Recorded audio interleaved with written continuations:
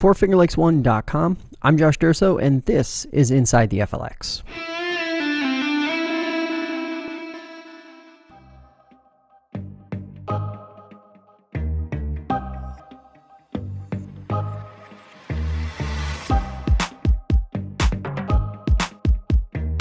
Welcome to episode 193. This hour we answer the following question. What do agencies like the U.S. Department of Agriculture and Small Business Administration do in rural communities? What are they doing locally? What are they working on? Do they work together? Well, to briefly answer the latter, yes, they do. There is a ton of overlap between the two agencies, and we had the chance to sit down with leaders from both the USDA and SBA this week in the FingerLakes1.com studios. Richard Mayfield, State Director of Regional Development with the USDA, returned to the program, and Steve Balger, Regional Administrator for the SBA, was also with him this time around. It was a great conversation and one that addressed a lot of those earlier questions. Before we get to that chat, though, a message to the thousands who have downloaded this podcast over the last year. First and foremost, thank you. We couldn't do it without you, and if you're looking for a way to support us, we have an easy way to do it. Visit www.patreon.com/FL1 to become a monthly patron. Second, and far more importantly, as so many of you know, the program is available on Spotify, Apple Podcasts, and YouTube, to name a few. It's pretty much available everywhere podcasts are. Subscribe, review, and share this episode with your friends, family, and after you do that, check out some of the awesome archived episodes that are available on all of those platforms too. And if you're really feeling generous with your time, you can leave us a review on Apple Podcasts. It helps new listeners find the show and ensures that we can keep fine-tuning this awesome product. Finally, if you have an idea for a show or even a comment about a past episode, my DMs on Twitter are open. My handle is @FLXJosh, and you can also email the program at insidetheflx@fingerlakes1.com. Now, my conversation with Richard Mayfield and Steve Balger and the work being done locally to enhance rural communities. Enjoy. Actually started back in the Eisenhower administration in 1953. It is the one federal agency that is specifically designated to help small businesses start, grow, and expand. We have 68 district offices around the country, including 3 here in New York. And our job, it breaks down into 3 main areas. The first is capital access. We try to make sure that entrepreneurs and small businesses have access to loans and capital to start their business. The second bucket that we have is counseling and mentoring. A lot of people have great ideas on how to start a business, but they don't know how to start an actual business. And that's where we come in with advice and mentoring to help them gain knowledge to really prevent them from making mistakes as they get going. And then the third main area is federal government contracting. We oversee about $125 billion in contracting to small businesses that is mandated by Congress, and we make sure that other federal agencies like Department of Defense or Homeland Security, that they're buying at least 23% of their goods and services from small businesses. And Richard, quick reminder, of course, you've been on the program before. What does the USDA do, and what is your role with the USDA? Well, thank you, Josh, and it's great to be back here reporting to your listeners and viewers on the activities of the United States Department of Agriculture and our Rural Development Agency. As they may recall, the United States Department of Agriculture is one of the older cabinet positions. It goes back to President Lincoln's administration, and the president was very clear that this should be the people's department.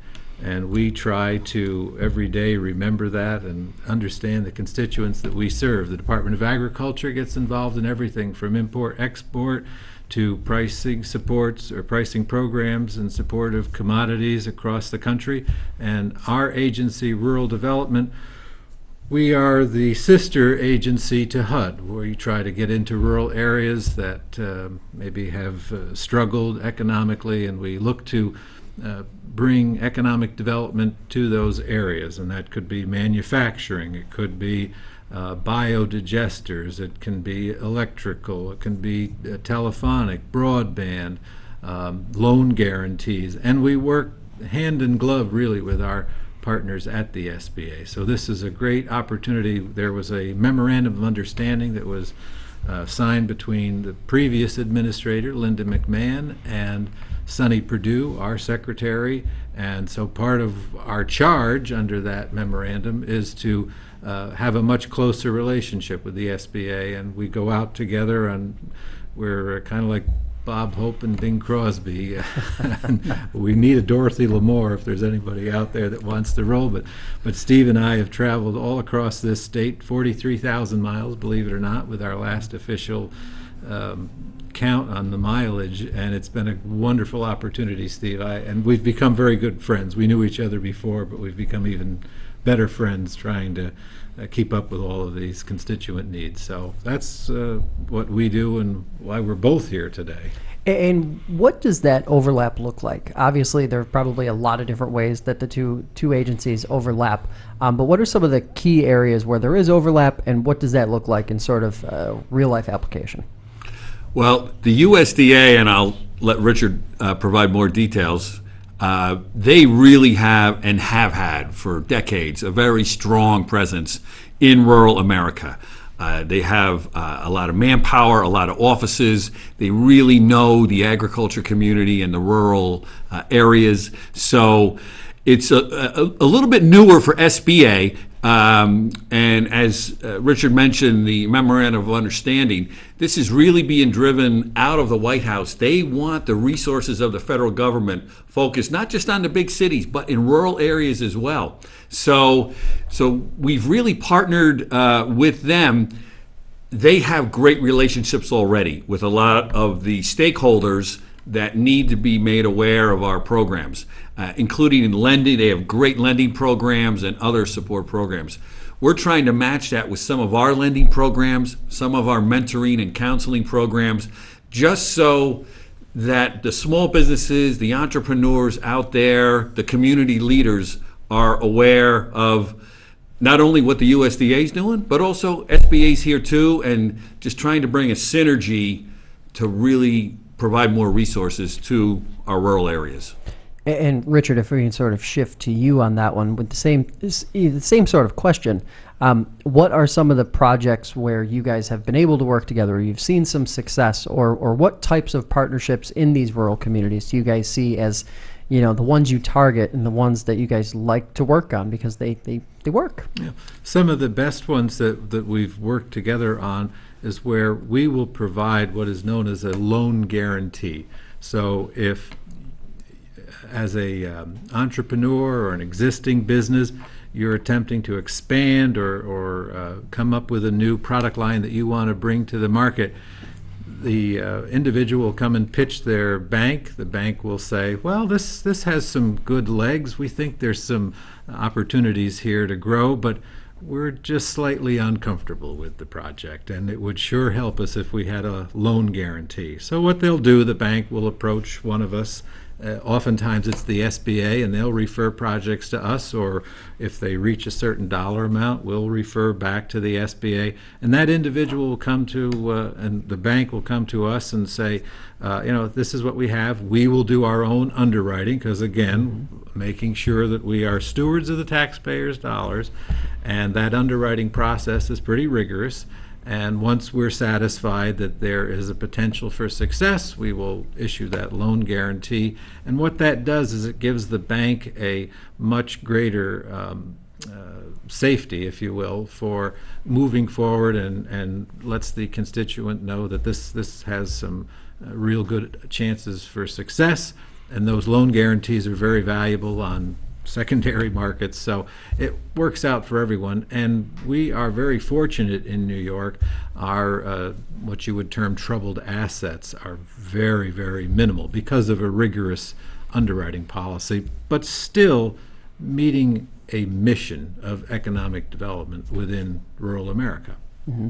Now, Steve, obviously money, big issue when you're talking about starting a business or trying to get something off the ground. But you also mentioned a little earlier mentorship and how much of a component there is there. In rural communities, is the mentorship need greater or less than or equal to sort of what we see in urban areas? And is that something where you guys can really sort of dig your teeth in and make some positive change in some of these communities? It's a great question and really relevant.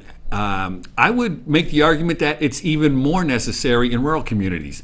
A lot of urban areas, there's a lot of groups and companies, in fact, who will provide services on, hey, how to start a business. Here's what you got to do. How to write a business plan. How to go after money. Here's the things you have to look out for when you're starting a business. It's a whole laundry list. And typically in urban areas, there's more resources available. In the more rural areas, that's where the need, there's still people who want to start businesses, of course, but they don't have as much access. They can't just call up their local chamber, for example, and say, hey, can you refer me to someone who can help me start? Sometimes those resources aren't available. So that's where we come in, partnering with the USDA and we use our resource partners. We have 3 major partners: the Small Business Development Centers, the SCORE volunteer services, and also a number of women's business centers. And all 3 of those groups partner with the SBA to really take someone who wants to start a business through the process. Here's what you have to do. Here's how to write a business plan. Here are the resources that can help you. Because a lot of times they don't know what they don't know.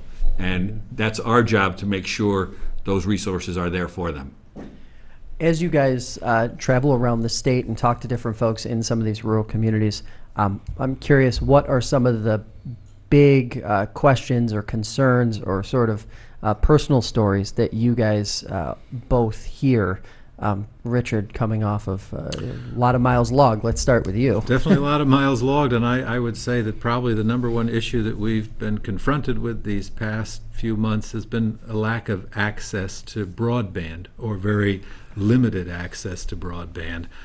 We've heard any number of times where you'll go into a community, you'll meet with the local folks, and someone will come up to you and say, you know, my son or daughter, they're trying to do their high school project, and we had to drive to the local town hall and sit in the parking lot to get an adequate reception, or McDonald's or Burger King or wherever there is a hot spot that they can access. And it's not only problematic for, can you imagine trying to do your homework sitting in a parking lot, but it really is it disincentivizes young people trying to compete. And in this day and age where the world continues to shrink and we are competing globally more and more on a daily basis, all of rural America needs equal access to broadband. So that is something that we're working hard to address. The administration, from the president to Secretary Perdue, as well as Congress, they've allocated funding to our department as well as other agencies, and each one of us are trying to fill that need, recognizing what's an acceptable level of service. Is it 10-1? Is it 23? I mean, that's open to debate depending on where you live, but one of the programs that we will be working very closely with SBA as well as the state, we have $600 million that we're coming out in this fiscal year. The round will open up next year around March, and communities can apply for a straight grant. That's $200 million. They can apply for a 50-50 combo, which is 50% loan, 50% grant, or they can go straight to 100% loan, and that's also $200 million. So that's nationwide. We just went through a round of funding here last year. We got 2 very credible applicants that came from New York. So it was kind of a shakedown cruise, and we all experienced some of the rough spots. But now that we know the program and the applicants are becoming more familiar with it, we're hoping there'll be even more applicants from New York this coming fiscal year. And if you don't mind, I'd like just to follow up on that. I couldn't agree more. Access to rural broadband is the major issue, certainly for small businesses. Everything, more and more, it's all being done on the internet, all business to one degree or another. And last Friday, I happened to be at a House Small Business Committee field hearing on this topic in Eastern New York at a community college, where they had experts come in to talk about the problems of not having access to high-speed internet for rural areas. A big part of it was your ag businesses, even farmers. They need access to high-speed internet to download the latest weather forecast, to help them make decisions, to get information on best practices on how they're growing their crops, et cetera, et cetera. It permeates everything in not only rural America, but in the business world. So it's a big priority. The head of the Federal Communications Commission, the chairman, was at that meeting last week. Wow. And he said that there's a $20 billion fund that's been appropriated by the administration that they really want to push out to drive rural broadband. And USDA plays a lead role in that. So we're happy to be partnering with them on that. That's And great. to that end, is that really sort of crucial in what you guys see as necessary to maintain and grow populations in these rural communities and ensure that they're, not just livable, but viable for college grads and folks who are starting businesses and doing all of these things? It's absolutely vital. There is no success in rural America without it. When we were growing up, some of us who've got a few blonde hairs, you were lucky you had maybe 3 or 4 television stations, right? And the antenna, you'd shift it around trying to catch the best signal. But the world was a lot larger, and you were able to get information, and you could plan out, just based on the seasons. But now, not only farmers, but if you've got a B&B in a local thing, how are you getting your reservations? You got to do it.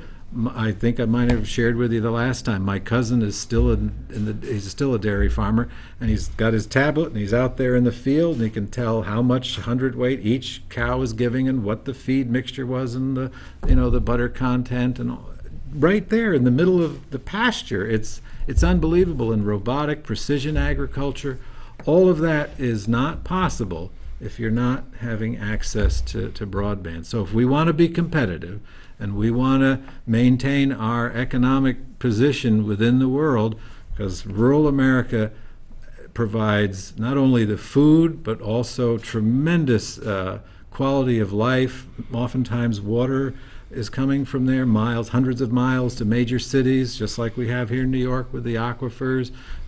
Rural America, a large portion of our people go into the armed forces, come from rural America. So if you don't think rural America is important and plays an absolutely just as critical role as our cities, you're sorely mistaken. That's why we get so excited about these programs and passionate about bringing not just broadband, but all types of economic opportunity to rural America. Question I want to throw at both of you guys.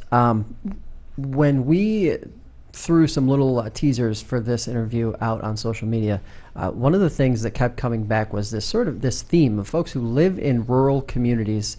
They feel like nothing has changed in a very long time sometimes. And it's interesting. I wanted to get your guys' perspective on what has changed in rural communities, because I'm sure you guys are seeing things that are changing, advancing, getting better, maybe getting worse in some cases, but progress happening. Walk us through some of the good things that you guys have been seeing in these rural communities that have been changing for the better. Well, to the topic we were just talking about, where there has been expansion of broadband, that's been a real driver for a lot of development, a lot of small businesses coming in. What I've noticed upstate is a lot of people especially from New York City, are moving upstate or other cities. They want to move to the country, right? They want a nice lifestyle, so they are really forcing a change, not only in in how the communities operate, but in what the types of businesses are. 40, 50 years ago, there might have been a lot of small manufacturers. Well, now you see a lot of craft distilleries. You see, as Richard mentioned, a lot of more agritourism type of companies to take advantage of the natural beauty of the area. Now, so that's, I think, to be candid, it's going to be difficult for a lot of small manufacturing to come back and relocate here. We have great small manufacturing in upstate New York now. We want to expand that, and that will expand. But the fastest growth that we see from the SBA is more quality of life type of businesses like agritourism, distilleries, as I had mentioned, things like that that allow people from the city to come out and really enjoy the experience of being in rural areas. And it sort of goes back to the tourism thing, right? Like that is definitely a driver here in upstate New York across the board. In the next sort of 5 to 10 years, when you guys look forward, what do rural communities look like? Will they look any different? Or is it going to be more sort of nuanced, sort of small changes that really just improve quality of life, like the broadband thing, but in other areas of infrastructure as well? Are downtowns going to look different? What's the temperature? What do you guys think moving forward? Well, I would say, and again, just to echo what Steve had said earlier, it's that quality of life that attracts people here to the country. It's just a great place to be. I love to visit the city. I love to go to the theater. I like to go to the opera and the Philharmonic, but I would not want to live in a city. It's not who I am. But as you see the economic cycles change, and it is a cycle. I mean, your listeners are very sophisticated folks. They know there's the ups, there's downs, and you have to time your investments in order to be successful. But one of the things that I think you'll see is a much more sophisticated labor pool. There are jobs out there. They're not always easy to find, but we meet with our economic development partners in local governments, and that's one of their great challenges, is filling the jobs that are there right now. You have marvelous opportunities in many manufacturing communities, and where do they find their struggle? Is filling those jobs. So I think you're going to see a better educated and a more sophisticated labor pool coming out into the rural America. And I want to throw that right over to the SBA guy, because that is the number one concern. That is the number one thing that we hear here, especially in Seneca County, where you are talking about rural upstate New York. Business owners are having a very hard time finding a viable workforce. What are some of the things that have to change in order to retain some of the young people who are graduating from these high schools and keep them in-house? It is the number, you just put your finger on it, that is without question the number one concern for small businesses and large businesses everywhere we go. Not just rural, but really everywhere across the country. And the figures bear that out. Yeah, really for the first time in our nation's history, the statistic is we have more open jobs than we have people looking for jobs. There is just such a huge demand. I believe, and there's been a lot of events and conferences and workshops to address this. Richard and I were just at one at Cornell about how to address the rural workforce development issues out there, and how do we attract young people to make sure they stay. Well, there's got to be opportunities. So I think government and government policy plays a role there.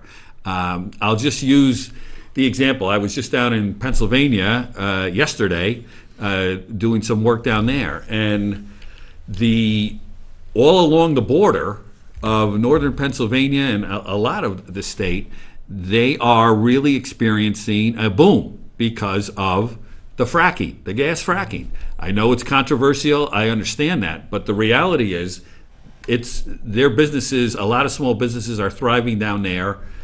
Not so much up here. We don't have access to that resource. So government policy writ large can have an impact on, particularly on rural areas.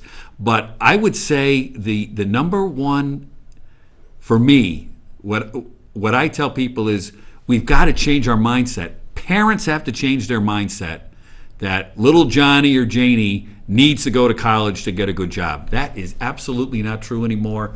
Our small manufacturers have great jobs, and they're high tech. It's not like walking into a factory from 1925. This is high tech. You're using artificial intelligence and so many other really interesting things. So changing the mindset of parents and educators to tell people you don't have to go to college. You can work with the trades and you'll get a good job. And Richard, I just want to give you the opportunity to sort of expand on that and talk it all just about that part of it and how we need to, I guess, what he's saying is a little bit of a cultural shift in schools. It is definitely a cultural shift, and that was a great conference, and I truly want to thank Cornell, the folks that participated with us from the Rural Schools Association, as well as Dr. Terenzo from the college is escaping me, but we had some really fantastic speakers there. And what all of us, I think, walked away with, and many from the conference, was, are we listening to what young people are looking for? Again, I don't mean to be, curt about it, but when we were trying to get through school, we did anything and everything that we could to make a buck. It just was the way it was. And young people today, they have a little different outlook on life. They're looking for a little bit more satisfaction in their jobs. They're looking for, how are they going to change the world? Not that our generation didn't think we were going to change the world, and think in many ways we have. We've made it better. I think we're in the fourth industrial revolution, and the world the opportunities that are available to people are just different, but they look for a good quality of life. They look for more than just a paycheck. They want satisfaction that they're contributing to something. And as we went through this conference at Cornell, that came up over and over again, is how are we reaching young people? How are we making them satisfied in their jobs? And are we listening to what they want? Why do people get angry or agitated or start walking? Because they don't feel they've been heard. And that's something that educators and employers and government, that's really, we need to take that into consideration when we come up with policies as well. And when it comes to the programs and the different things that you guys are involved with, how much of a challenge is just communicating all the different things that you guys do to the folks who can actually benefit from them? It would seem that given how much real estate you're covering and how long that list is of programs that you guys aren't just working together on, but working separately on, that has to be one of the big challenges, yes? Again, you have put your finger on a great challenge we're facing. Our prior administrator, Linda McMahon, she said the biggest challenge facing SBA was that we're the federal government's best kept secret. Most small businesses, unfortunately, they've never heard of the SBA. They don't know who we are.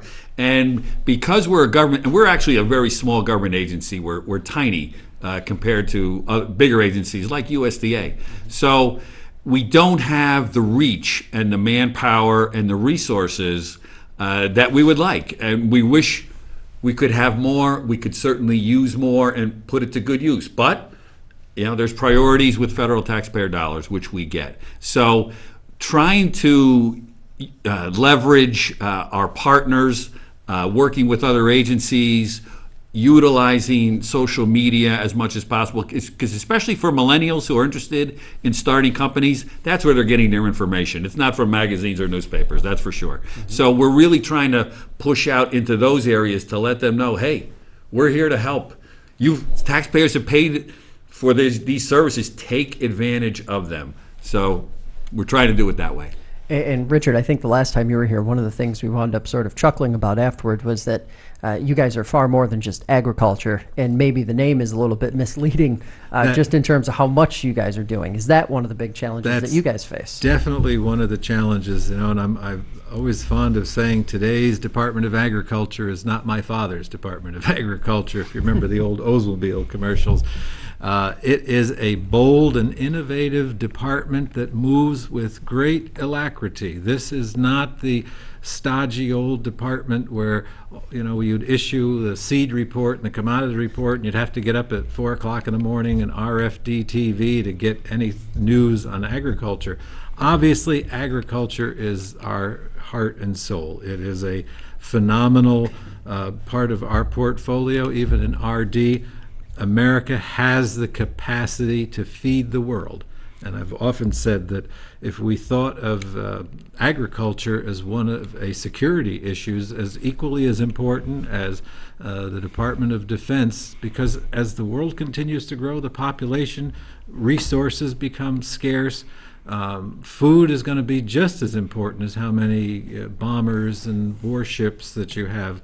So, and the military is important. The United States does a great job. I'm not saying anything about Right. that, but we have just as important a role as the military does, and that's going a little afield here, but getting our word out. That's why coming on shows like this are so important and so helpful to us, because if you think about it, you have a mayor or supervisor who's had a great project, they retire, they lose their election, and that institutional knowledge is gone. So we're constantly trying to refresh our contacts throughout the community. So again, getting over it's just the Department of Agriculture, all they care about is corn and soybeans. That's not true.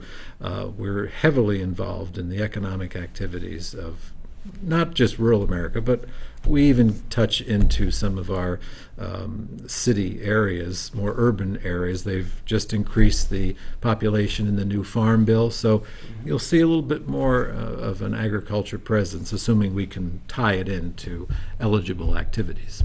And of course, I have to ask you guys before we get you out of here.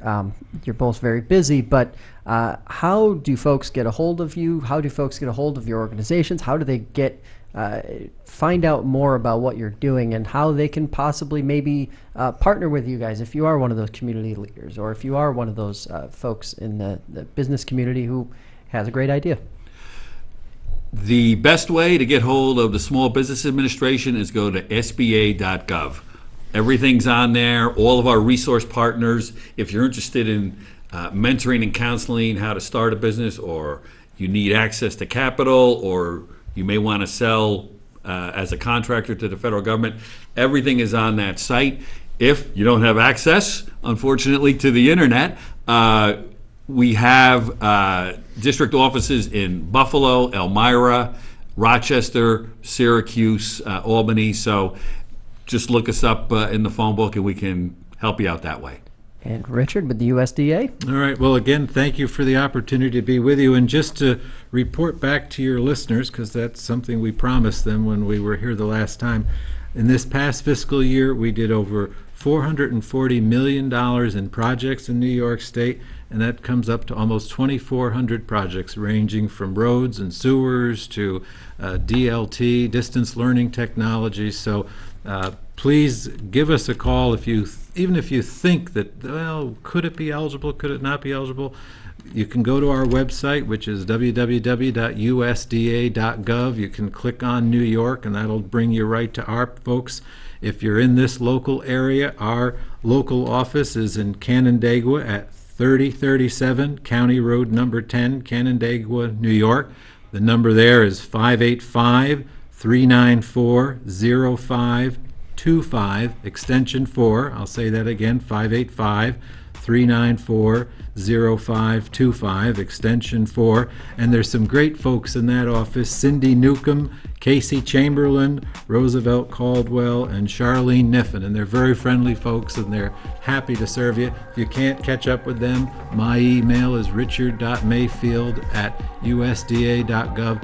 We're a high-touch agency. We want to be in the community. So if you're a Kiwanis or a Lions Club or a Chamber of Commerce and you've got a question or a program that you think we might be able to assist you with, just ask us. We're delighted to come out and be a part of our family here in New York. Richard Mayfield, Steve Bulger, thank you both for coming in. Really appreciate it. Thank you.